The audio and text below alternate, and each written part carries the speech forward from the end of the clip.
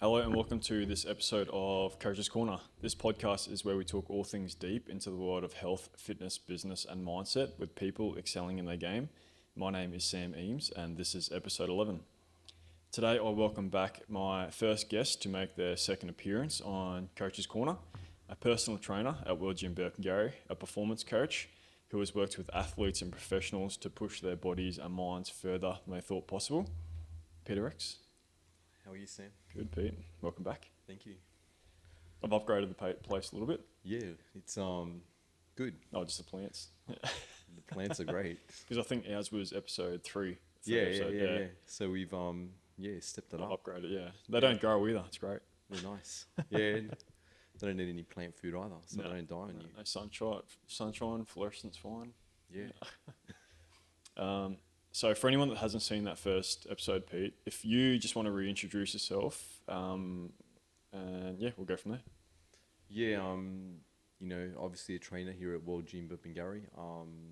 Been in the industry for 25 years. Experimented on myself as an athlete over those years as well, and even before that. I guess we're both here, trying to give you guys information and trying to educate you and give you, something to add to your life and to your knowledge. Well said. We do have a different concept for today's episode, in which we will get to a bit later. But let's jump into it. How long have you been at World Gym for now, Pete? A bit over a year. Yep. Cool. In our previous episode, Pete also talks about his background, his personal training experience, and just time in the fitness industry. So we won't go too much into that detail, but yeah, if you do want to go back to episode 3, a little bit more on Pete's story. Yeah. So today we're going to chat a little bit more on nutrition. So yeah, we'll jump into it. What are the biggest nutrition mistakes you see people make every day? Probably not the actual calorie counting, but actually the quality of the calories that they consume. Like they might consume, say, 1,600 calories per day, but a lot of it will be just like sort of empty garbage type of calories instead of nourishing, nutritious calories. Mm-hmm. I reckon that's the biggest mistake most people do, especially when they're calorie counting too. Do you think that's where that infamous or famous "if it fits your macros" concept comes in? Yeah, I think so. Yeah. Is there one principle in nutrition that never changes, no matter what the latest trend or diet is? Yeah, man. Clean food is always clean food, and dirty food is always dirty. Yeah. Was there anything else? Or? Just trying to think. Nutrition's always changing. Theories have changed since I was a kid. You've seen nutrition change totally. Like pretty much. Look at the Australian food guide and dietary guide. If you look at it, look back at it, it's pretty much the opposite to what we actually believe in now. What we're preaching now with the high protein, where they're promoting just fast, high glycemic carbohydrates to people as your main source, which now we know is not true at all. Yeah, and just some some basic ones, like they're saying that back in the day salt is bad. Yeah. Salt's good. Salt's good. Depends on the salt though. If it's a natural salt, True, yeah. We should probably make that little disclaimer. Yeah. What's the best, if any, nutrition experiment you've done on yourself? Best nutrition experiment? Probably going meat free. I'm a meat eater. I love meat. But I experimented going meat free, but I did it well. I planned it pretty well. I went meat free for about a year, and to be honest, it was probably the strongest I ever was. Okay. And the best I ever performed. But I do enjoy the taste of meat. So steak, yeah. Eventually, and then how was the recovery side of that? So the performance was good? It was better, man. Really? It was better. Yeah, but you got to really plan it and have it down packed. A lot of people will go into not eating meat, but they won't consider the actual dietary needs, your minerals, your proteins, fats, and the quality of it too. I think that's a mistake a lot of people make. Well, I had like a little like a I guess experiment as well. It wasn't as to the extent of 12 months, but I think I did 4 weeks or 5 weeks, and it was around that COVID time. And obviously everywhere had shut down, so I was doing a lot of road running as Yeah. well. And I think it was like HelloFresh as well. You Yeah. have like vegetarian options, and I was still eating like your eggs, nothing else really. So you kind of you had like the poultry sort of things. But the thing that I found difference was my energy was cleaner. Yeah. I felt lighter. I felt like I was utilizing my energy for running a lot better than as if I was Okay. having like steak and like more of like a carnivore sort of diet. Yeah. But I was after that 4 weeks, I was starting, maybe I wasn't doing it properly. I don't Yeah. know. I wasn't a trainer at that time, but I was feeling like very fatigued, very tired as well. Yeah, So and you find the same in the I guess the other opposite extreme. Whereas my GP was telling me he went onto a meat only diet, and he was by the end of it he went pretty flattened. yep. He was craving those sugars from the fruits and Yeah. those carbohydrates on the vegetables too. Yeah. I think both sides of the seesaw is great, but I think they Yeah. have to be done within Yeah, yeah, it's got to be done with education Within and balance, knowledge yeah. too. Yeah, yeah, definitely. Do you think most people overcomplicate nutrition? yeah, I do. Yeah. I do think they do overcomplicate it, to be honest. I've never really counted my calories or macros ever, to be honest. And I've always gone with how I feel. If I'm getting a bit fat, putting on a bit of weight, obviously I'm going to look back and I'm going to, have a look at it and cut down whatever it is I'm eating at that time and make the adjustments to adjust. Definitely. Yeah, because not everybody has the time to sit there and weigh every single meal that they eat and so on. No. You got to think practically too. Definitely. Yeah.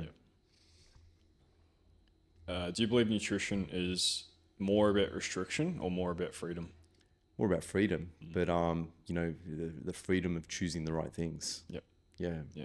Obviously, the restriction comes in for certain concepts. Yeah. Maybe like preparing for a show or something. But Yeah.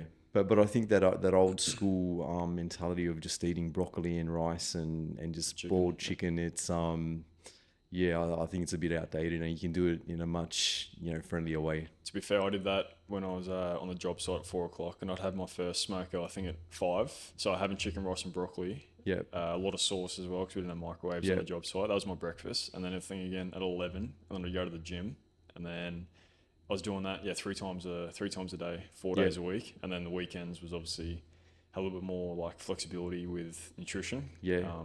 But all the meal plans as well. But I have done that chicken, rice, broccoli. And what was the enjoyment level on that? Fucking none. It fucking sucked. But it was easy to prep. It was easy to like, I guess, digest. But once you, and I kind of say this to clients a few times as well, but once you kind of think, and it's a hard thing to get across, but when you start looking at food less for taste and more for the energy or the benefits behind it, that sort of stuff gets a little bit easier, and you just grind it out and you just do it. Yeah, and if you're smart, you can use those healthy foods that that make your meal quite tasty. There's plenty of ways. If just research, there's so many recipes out there where you can sort of add a bit of spice and so on to it, make it a nice tasting meal. Instead of a boring, bland food where you're sitting there struggling and just chewing on yourself. And just depressed. It's never fun. Yeah. Also, burger sauce. Burger sauce was the secret. Burger sauce is good. That's my kryptonite. What's one myth about nutrition you'd like to kill right now? Oh man, this myth about this myth with sugars, man, and artificial sweeteners. But people who think that artificial sweeteners are a healthier option. Looking at things like sucralose, aspartame, just the side effects and the damaging the damage it does to your health is pretty huge, man. And I think you're probably better off, finding a different natural alternative, to those synthetics, in your body, which slowly been proven to be, the opposite of what they've been telling you for years anyway. It's just like doing that research or just finding someone that knows their shit. Yeah. Is there anything else on nutrition you want to cut into? In what terms? Just performance based or just anything in general? Yeah, performance space. Did you want to? Do you want me to talk about you know, obviously some of the herbs and some of the supplements that I use to improve my performance? I've got that part of the next part. That's So, the next yeah. part. I'm not sure, man. Okay, Off that's the all top right. of my head. That's Yeah, fine. to be That's all right. honest. We can loop back Yeah, if something comes we'll up. come back. Yeah. So as we said, let's dive a little bit into our nootropics, Yeah. which I don't think a whole lot of people know about. Yeah. Or we've just heard that as a bit of a buzzword. And natural performance enhancing supplements. Yeah. So we'll start off with the nootropics. So Pete, what is a nootropic? Oh man, nootropic is let me bring out the actual exact term for you. Yeah, don't butcher it. So I don't sit there and sort of mumble over it. Yeah. Just so we can the exact term of what a nootropic is. Okay. So nootropics are pretty much cognitive enhancers, which improve your memory, increase your mental alertness, concentration, as well as boost your energy levels and wakefulness. Mm-hmm. So that's pretty much what a nootropic is.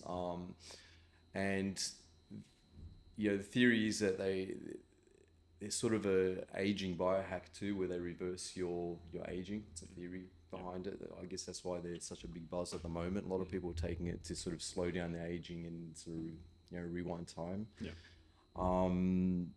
But yeah, they boost your NAD levels, which is pretty much, what is produced in your body to keep you, to regenerate everything, and keep you young and keep you, supple, flexible, and strong.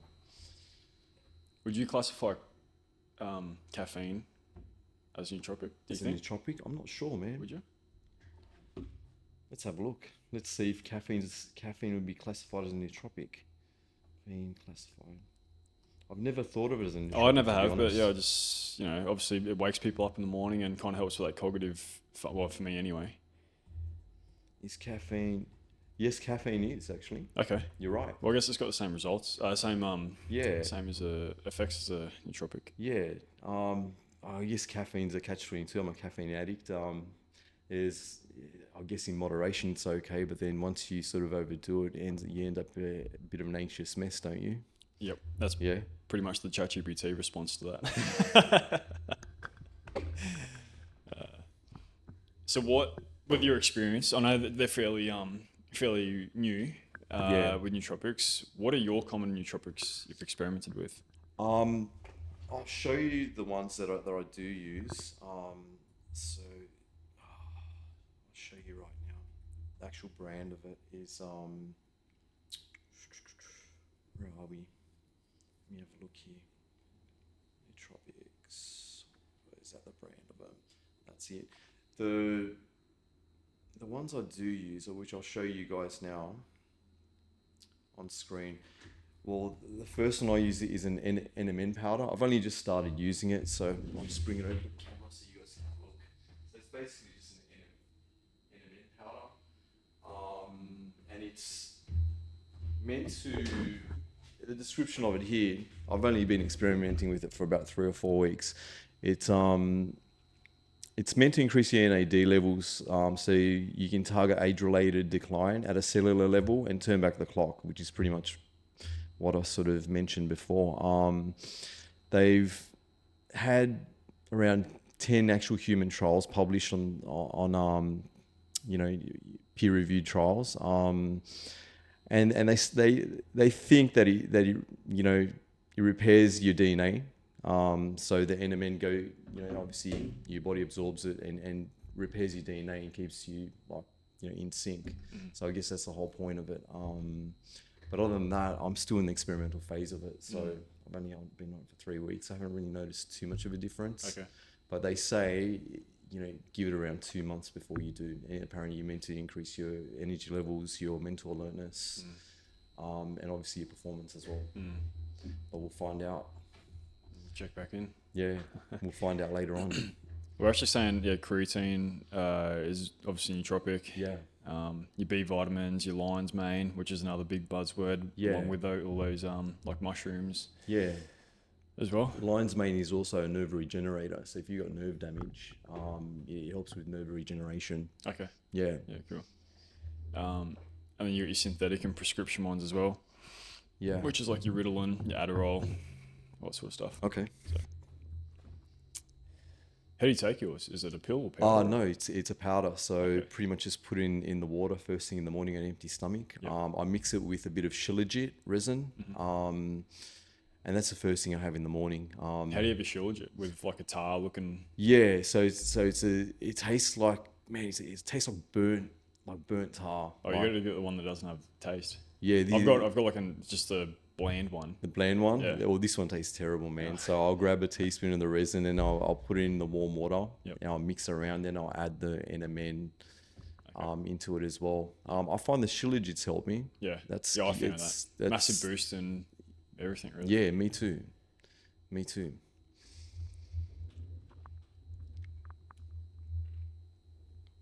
Where's the line between smart supplementation and dangerous over-reliance? Oh man. I guess anything, even if it's good, becomes a poison if you overconsume it. I'm just trying to think, I guess if you overconsume a product which is meant to be taken in moderation, it's obviously going to become a poison. Your body's not going to handle it well. And depends on the individual too. Some individuals can handle certain things. Genetically, depending on where you are on this, you're from the planet. There's things that your body has tolerance to and things that your body doesn't. So I guess it's an individual thing, and you got to start slow and work your way up on anything that you use. I guess a good example of that is, people coming to the gym straight away. What's the best pre-workout? What pre-workout should be taking? And then they get tolerant to it, or they build up their tolerance to it, and then they got to go out to a personal function, or just what I'm trying to say is when they start taking it for not just the reason why they did start taking it in the first place, and it was like, hey, I'm going to the park for a kick or something, I'm going to take some pre-workout, or I'm just going to work for the day, I'm going to take some pre-workout. Like, I'm guilty as fuck for that. Yeah. But I think that's when you have to catch yourself. Do you think that sort of kills off the actual effect of it once Definitely. you overuse it? It just loses its effectiveness. Definitely. Yep. Your body's going like, I've had enough of this. That's enough. It switches off. I don't have like pre-workouts or anything like that. I just got the Amino cans. Yeah. I think it's 135 grams of natural caffeine as well. Yeah. But I reckon if I went to a high disorder or something like that, Yeah. I'd be buzzing for days. Yeah. So pretty much like you've been out on the night. Yep. We kind of touched on a lot of that before. Yeah. Do you think nootropics are a shortcut or just an amplifier of the habits you already have? It's probably more of an amplifier more than a shortcut. I agree. I guess. Yep. And you're talking about adaptogen herbs before. Adaptogen herbs, yeah. Before we started. Yeah. So what are they and what are they found in? I'll give you guys the exact terms so I don't look silly, right? Right. So, let's go back here. So adaptogen herbs are a class of plant-based compounds used in traditional medicine. So pretty much ancient Japanese, ancient Greeks, ancient Chinese, they use these herbs for many years, for thousands of years, that are believed to help the body resist stress, improve physical and mental performance, and promote overall well-being. Okay. So pretty much, it's pretty similar to say a nootropic, So so they help you reduce your stress, improve your energy, pretty much everything that you want in life. So your common one, just from here, your common ones are like your ashwagandha, your lion's mane again, your cordyceps, your reishi Reishi mushroom. That's it. You got reishi, chaga. What else? You said the lion's mane. There's so many. There's many. Yeah. There's many. Even ginseng, which is something a lot of people take. A lot of bodybuilders take ginseng, I think, as a bit of an energy booster. Okay. Yeah. Yeah. I first learned about nootropics. It must have been like 2019 or 2020. And there's a guy, I don't follow him now, but there's a guy in the States. His name was Aubrey Marcus, and he had a book. I remember the book. It was called Own the Day.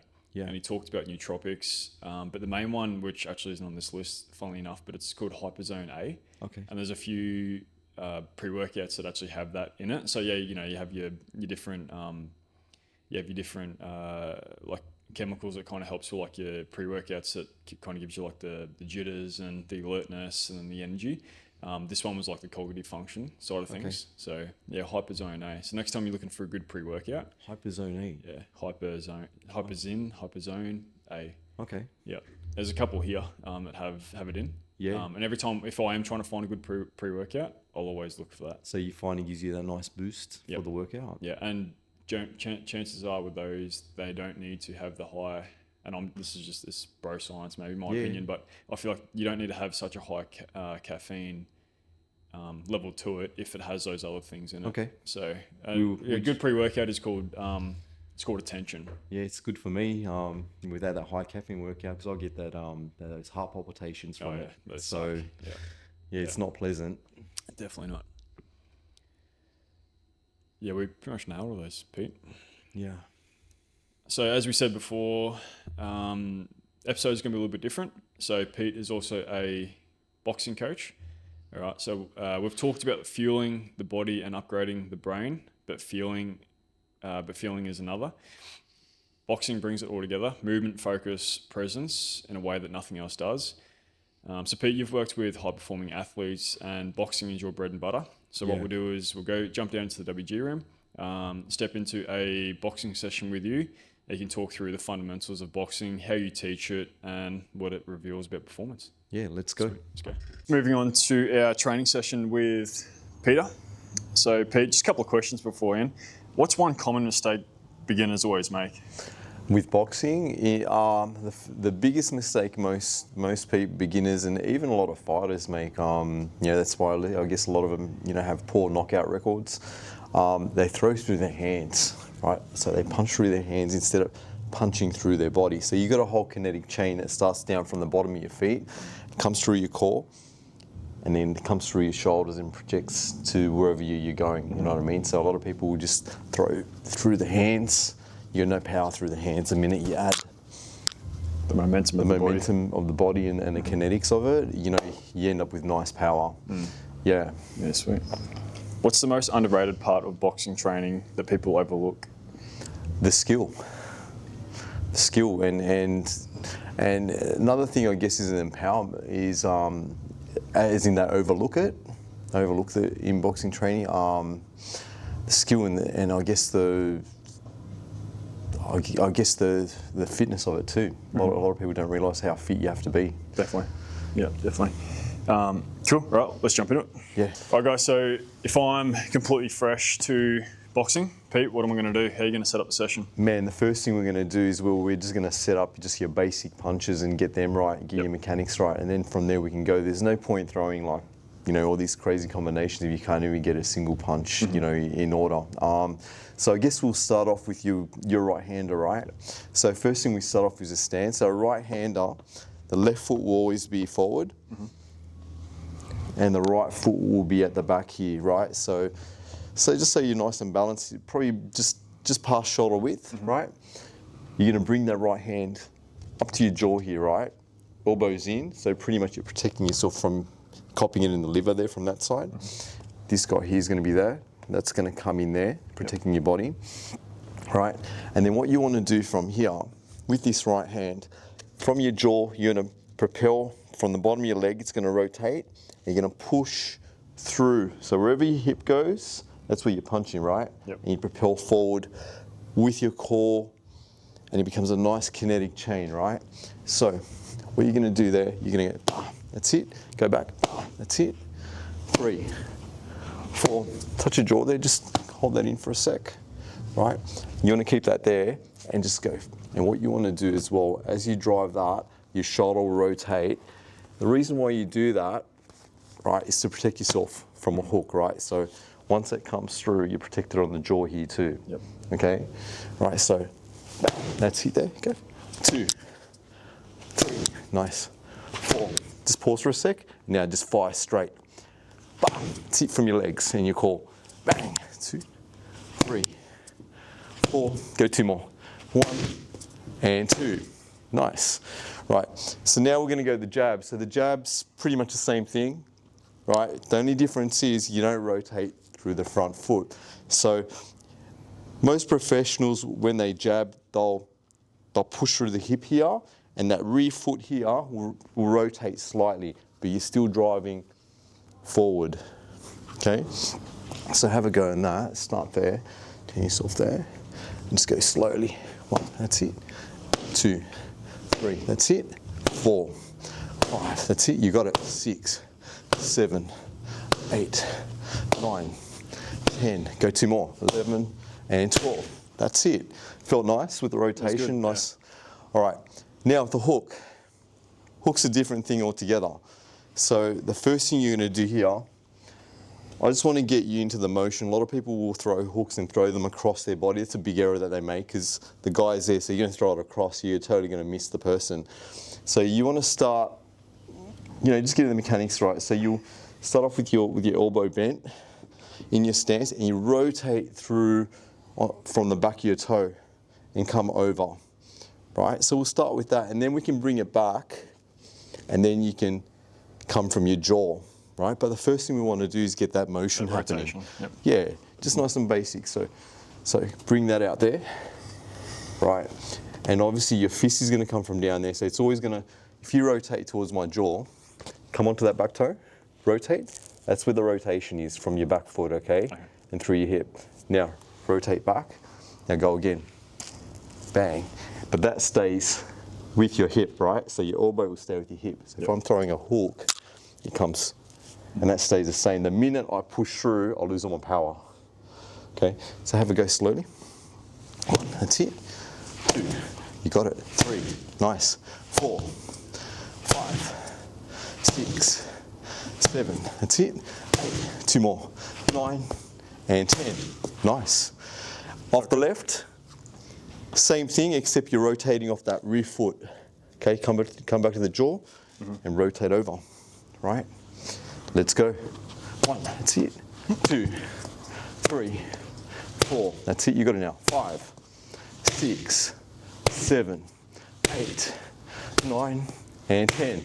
Nice. Now with an uppercut, there's different variations of uppercuts, but the one I like, defensively and just power-wise, with the uppercut, gonna just have your knees soft, start on your jaw. And instead of coming down here and leaving yourself exposed for a knockout, a lot of people disagree and probably come from there, and they come from down here and they're left open up here. Yep. So you start off in your jaw, you squat down slightly, and then what you want to do, drive up and rotate up like that, and that rear leg creates all the work. And if you want to make it really explosive, you come down, but it's like you're exploding up on a squat, right? And this becomes a spear. Right, so have a go on that, touch your jaw, come down and explode up. That's it. 2. And when you come up, let that rotate there. Bang. Okay. So, and wherever you're throwing that shot, that hip goes the same direction. Okay. So it all comes from your hip. That's it.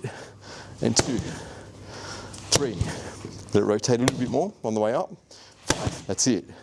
6, 7, 8. Go 2 more. 9. And number 10. Nice. Now go off your left. But you got to keep your left foot forward. So over here, what you do with your left foot here, you turn that foot out a little bit, right? So you got that come into the hip here. So that's where your power's coming from. And you're driving up that way. Is it still across the body, or is it? So straight up. Okay. Like that. Right? So just start slowly. Turn that hip over slightly. That's it. Turn your hip, come down into it a little bit. Now you explode straight up.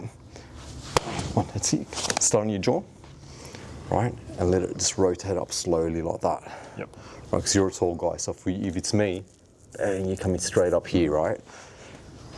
1, that's it. Go slow, just get your time. That's it. 2, 3, 4. Keep that there. Now go. 5, 5, 6, 7, 8. 2 more. 9. And 10. And see, that's a little error there where it's turning. It's pretty common, right? So people will go into that instead of going into that. Okay. Right, so just slow it down a little bit and start again. So from here, just go slow, right? That's it there. And just get your, Some more of the yeah, and rotation. this is another tip is just slow down, get your mechanics right, and then you step it up from there, right? 2, The noise sounds cool, but 3. you know, if you're not doing it properly. Yeah, 4. Rotate a little bit more. 5, that's it. 6, there we are. You got it now. 7. And then once you get that mechanic, just like Sam did, you can step it up. There we are. You get those nice sweet pops. Cool? Sweet. Yeah. Right. You want to keep going? Let's go. Right. So now, this is where it gets a little bit tricky. Is once you start combining punches, it's easy to get those single punches. But you got to be in tune. It's all about timing. Boxing, like any sport, is all about timing. Right. So with the jab, you throw that, pause there, and then bang. Okay. Right, and see what happens with my feet here. My back toes come over, and I've gone here. So you start off slowly, just get your mechanic right. 1, 2, 1, 2. And then you step it up and we go from there, right? So go slow. I can do it. You're right. Go slow. So start on your jaw, go slowly, bang, and your body, boom. So boom, boom, right? So 1 and 2. See, the footwork is where it all gets tricky. Right, right, so land, pause here, and now direct, but that comes back at the same time, right? Okay. So it's boom, boom. Right, so let's go. That's it, nice. 2, bang, 3. Slide down a little bit on the left. 4, that's it. Bang, 5. And I'll come up a little bit for you because you're a tall guy. 6, bang, 7. 8, 2 more. Bang, 9. Bang, 10. Nice. That's good. Now go off your right. So you're just throwing off the opposite now. So right, left. Okay. So when you're going through basics, you just go through these basic motions, and you create that you know, you instill those movements into the fibers. So let's go right, and left. Right, and your body pushes through. That's it. Yeah. Bang, 2. You got it. Bang, 3. 4. That's it. Bang, 5. Sweet. 6. Bang, 7. Let's go 10. Bang, 8. Bang, 9. Nice. Feels good, huh? Yeah, it's good. It's empowering. It is. Yeah. Well, once it's like anybody can feel empowered. Once they learn the mechanics, all of a sudden you see, especially females. You know, the females, as soon as they get a bit of mechanic and a bit of technique, they're like, whoa, I've got power. Yeah. All of a sudden they're empowered. Exactly. You know? The confidence comes as well. Yeah. How are you feeling? Yeah, might need to take a break, eh? Are you all right? Have a break. Right, Pete, so now we're focused on the basic fundamentals of punch, rotation, hip rotation, how important the actual footwork is. Yeah. So let's say there's someone that's been doing it for 2 weeks now, 3 weeks, and they're really starting to enjoy it. What are a few movements that they can probably do by themselves that kind of helps them improve their performance? You know, obviously you want to get your legs strong, you know, get them firing, you want to get your core strong, and you want to get your mechanics right as well, right? So just a few basic things, you know, for example, one thing I'm going to show you guys is they call it the Tyson squat. Is, you know, made famous by Mike Tyson back in the 80s, you know, with his peekaboo style, right? And with the Tyson squat, what you do, you get yourself in a boxing stance, right? Bring that back toe where you'd normally be as a boxer, and you want to sort of just come down and squat down, and you explode up, right? You can start off just going normally, just squatting up and down with that toe up at the rear. Like pulse squats? Yeah, like a pulse squat. And if you want to make it more explosive, you can bounce up and jump off the ground. Bang. Bang. Another footwork movement, you know, especially good for coming underneath hooks. Yep. Right, so you set yourself up in your boxing stance. You step to your left, you come under, slide that back foot over, step to your right, slide the front foot back. So you're always in that nice boxing stance. Okay. Right, so step to your left, under, slide, step to your right. And just see how you've mixed up your feet there. So what you want to do here, step to your left, slide, and then step to your right, and then slide slightly, right? So keep going with that. Let's go to 3 more. 1, 2, and 3. Cool. Sweet. Right. If you want to, do you want to get into the banded stuff? Let's do it. Yeah, show Let's us. go. So just a couple basic movements with the bands. Now this works from up here all the way through to here. Will also help with your mechanics, right? So this is probably a bit of a heavy band, probably a bit too heavy for this, but we'll give it a go anyway. So you start off like you would technically. If you've got a good coach, they'll be on your ass about elbows in, hands up, chin down, so you're not getting knocked out. And then from here, what you want to do, you're going to propel through the hips, drive forward and straight. Hold, return, come back. Breathe in, breathe out. And then you can change that to a hook too. So you go more side on. You're going to hold this out here. This will work your core through here. And you just rotate over, hold, return, hold, return, hold, and return. So it kind of focuses on those movements we were doing just then. Yeah. And also if someone has like minimal, like no bag or anything, then and they got a band and a tree or a post. Even things like these little plates here, you could even grab something like this. And practice your technique over here. Sort of hold these up here, bang, bang. Just practice rotating over because you've got to rotate over with your hands. A lot of people just punch straight out, losing their rotational power. So once you add rotation, your power increases tenfold. Okay. Right? Yeah, cool. And then what was exercise number 3? Exercise number 3. Put these guys back. Excuse me for coming out of, for example, if you want to sort of be a little bit more explosive with your footwork, right, or with your legs as well, you can use something like a band where you can sort of come forward, right, squat and drive up, and you drive forward. You come forward, bang, bang, then come back slowly, bang, bang. You can even do it in the boxing stance, right? And that way, you're able to come back, you can come forward, return, evade the punch, bang, return, bang, return. And then once you remove the band, you're just flying through. Bang, return, boom, return. And you can practice that with every punch. Yeah, cool. Sweet. So was there anything else you wanted to add with that, or? Another thing we can add, if you want to work on your core and your rotational power, grab something like a plate. It can be a 2.5, 5, whatever it is. Just choose something where you can keep your technique right. So you can sort of squat down here, rotate over, hold. So you're working legs and core at the same time. Come back to center, back, and you feel it all the way from here down. So it's also a good fitness workout too. Definitely. Yep. That's why boxing's such a good fitness workout as well. So, yeah, cool. Well, I think we covered the basics or the fundamentals of boxing and training. And let's head back up to the desk. Let's go. Back in the studio. Thanks for that, Pete. I'm a little bit wrecked after that. Yeah, you're welcome, man. Definitely going to be hitting you up for some more sessions. Thank you. I love all that sort of stuff.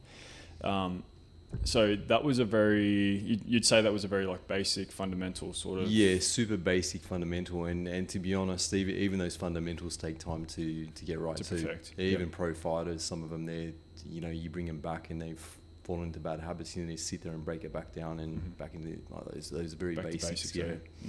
Well, it depends on how if people love this, then I get a little bit more experience, then we'll go to a level 2 session, I guess. Yeah. And then kind of just keep going up from there. Yeah, that's cool, man. Until I'm boxing for a title. Yeah, why not? Hey, got the reach for it, eh? Yeah, you got to dream it to believe it. That's it. Do you see boxing more as an art, a sport, or therapy? I'd say it's a mix of an art and a therapy, eh? Which say depends on who you ask. Yeah, depending on who you ask. As a sport, man, it's not really a friendly sport. It's being in the ring it's quite a scary thing, actually. It's dangerous too. Was it just last month there were 2 gentlemen in Japan on the same card who died on that night? Oh, really? Yeah. Just head knocks? It's head knocks, man. Wow. It happens. It's boxing. You get trauma to the head. Brain damage. Have an aneurysm, you die. Yeah.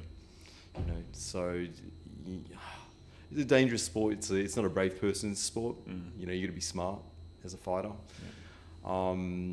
But yeah, the training of it is I find is very meditative and very therapeutic. As you find when you get those pops, you're like, ooh, Yeah, it's it's nice like a nice release. Yep. So it's a nice feel, and after it, you're always feeling nice. Yeah. You feel empowered, especially once you get your technique and get those pops happening. Not that you're going to use it, but you know that you get a chance to defend yourself if you have to. It's great fitness as well. So yeah, man. Fitness wise, man, it's great.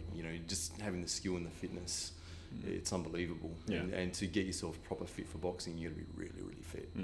Well, I find it's like on top of the fitness and the physical, but also the mental. Like we didn't really go into combos a whole lot, thank God, because I wouldn't have been able to talk and train at the same time.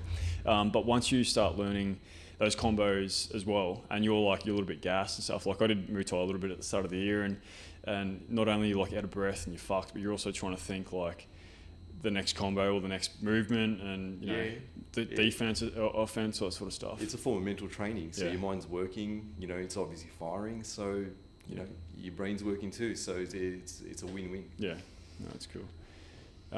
Well, Pete, I think that's a pretty good place to wrap it up. If someone wants to do some more boxing training or just training sessions in general with you, where can they find you? They can find me here at World Gym. They can approach me on the floor. I'm always on the floor. Or you can hit me up on my Instagram or Facebook on Peter X Health and Fitness and shoot me a message or come and say hello to me. I'm a pretty friendly guy. I'm not going to tell you to get lost or anything. So come and say hello. Yep, definitely. Yeah. Was there anything else you wanted to plug? I'd like to plug you, man. What you're doing is great, and it's the knowledge you're passing on to the people is it's a good thing. I appreciate it. You're welcome. Thanks. I'm going to rebound this back to you. So if you do decide to sign up to, and this isn't a promo, or anything, I guess it is to a certain extent, but Pete actually runs a MIT class, so it's a moderate intensity class here at World Gym Birkengarry, 6 a.m. on a Tuesday. You do have to be part of the platinum membership of World Gym Birkengarry, but what are some of the things you kind of do on that? We go through basic boxing mechanics, some light physical movements, condition you to, improve on those boxing mechanics. And pretty much it's all fun. Just, you can be a beginner or an expert, just come and enjoy it, So if you do prefer like the social side to it as well? The guys are pretty social in there. They're all really friendly. It's a nice culture that we got in there, and everyone's there to help each other out. Definitely. And don't worry about whether you're great or whether you're just beginning. We're all here learning in life, so just come and have a go. Yeah. So if you are interested in those MIT sessions, either reach out to me or Peter, and we can point you in the right direction for a membership. If you found value in today's episode, the best way to support the show is by hitting subscribe. It helps me stay motivated knowing this content is providing value for you and keeps the episodes coming. You can follow along on Spotify, Instagram and Facebook at Coach's Corner Podcast. And on YouTube, it was under Sam Eames Fitness. My YouTube has actually just been taken down, so I am in the process of appealing for it. The algorithm read a link and said I was doing some things that I shouldn't have been, which is incorrect. So I'm waiting for that appeal to come back. So you'll probably be listening to this on Spotify and hopefully in the future, or near future, back on YouTube. If not, I'll see how it plays out. I'll be making a new channel under probably Coach's Corner Podcast, but there'll be an announcement for that. Thank you to anyone that listens. I appreciate your time, your attention and your support. And thank you again, Peter, for the chat and training session. Thank you. Catch you in the next episode of Coach's Corner. Thanks, guys.